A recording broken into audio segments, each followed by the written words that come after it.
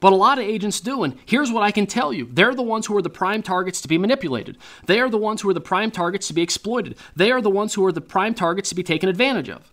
Because people who are afraid by people who manipulate, they are the prime targets because they can be made more fearful. Okay, this is what the news media does. As we talked about, fear builds upon itself. Starts small like a wave and grows.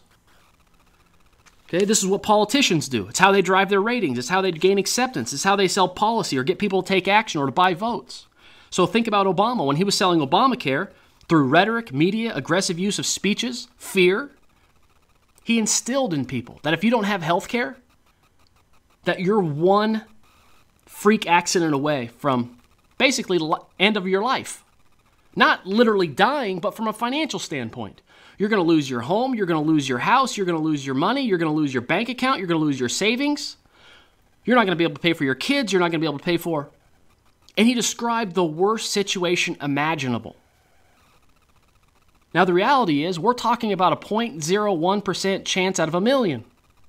But he made everybody believe that health insurance was the most critical thing in their lives.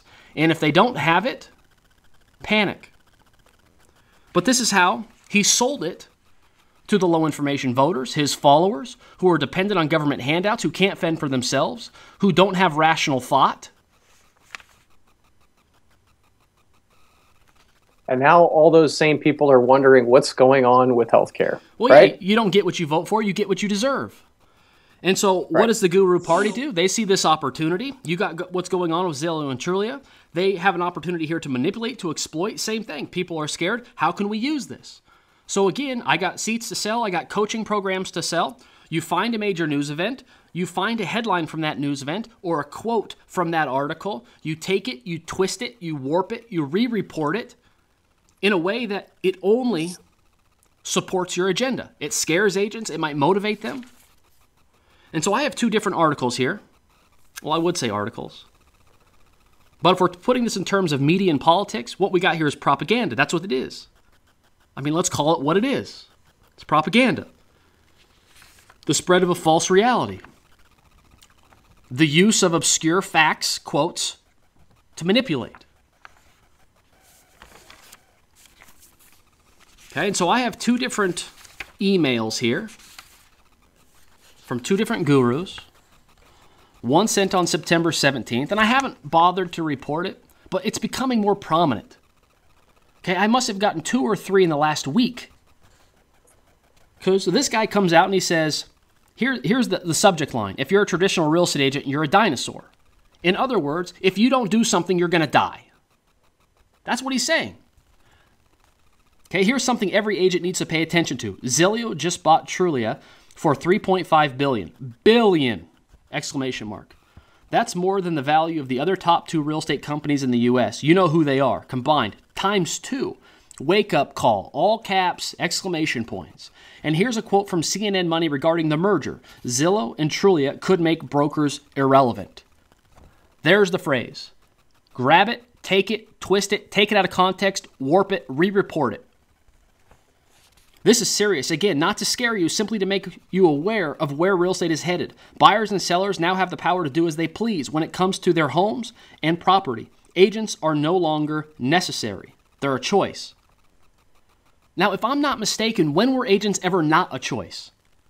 Was there some kind of law that I wasn't familiar with where agents were necessary, where homeowners didn't have a choice, where they were mandated to use an agent? No. Okay. Now, Entrepreneur comes out, entrepreneur.com, they write an article, who will step up and disrupt the real estate industry? And they start to look at different technologies that have disrupted different industries. And so you got the Ford Model T, it killed stagecoaches. You got Google, it killed the phone books. You got Expedia and how it killed travel agents. So technological advancements. You no longer need to go sit down with a travel agent. You jump on Expedia, you bust in your credit card, you choose your package, and you're done. Okay, E-Trade, how it's killing stockbrokers. Netflix, how it killed Blockbuster. iPhones, how it killed Kodak Film. Okay, Uber, how it's killing the taxi services. Now, the point of this article was never to, quote-unquote, predict the death of the real estate agent. The contributor who wrote this article, He was merely asking the question, who will step up and disrupt the real estate industry with a disruptive technology? But it gets skewed. Take it out of context, twist it, warp it, and then report it in a way that might scare agents, might motivate agents, that supports your agenda.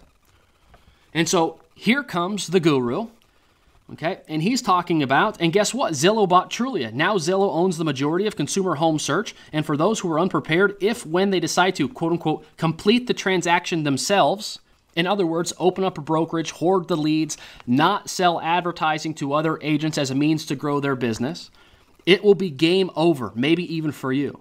That's pretty unsettling. So here's what I would do. Now, this is terrible copywriting. It's poor copywriting. It's amateurish copywriting. But nonetheless, this is what they're trying to do, fear-mongering.